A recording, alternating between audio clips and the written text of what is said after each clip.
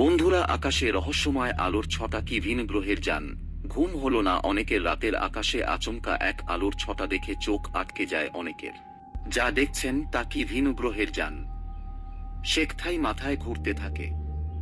রাতের আকাশে তেমন অস্বাভাবিক কিছু ঘটলে মানুষের নজর সেদিকে চলেই যায়। তাই যেই ওই আলোকছটা ঝলসে ওঠে রাতের আকাশে, অনেকের চোখই সেদিকে চলে যায়।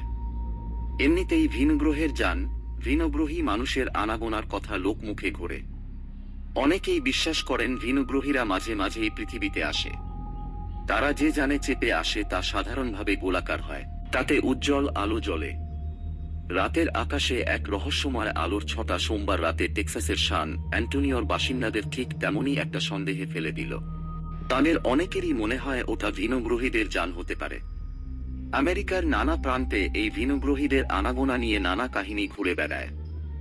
এমন একটা রহস্যময় আলো এক্ষেত্রেও তেমনই এক সন্দেহের অবকাশের জন্ম দিয়েছিল।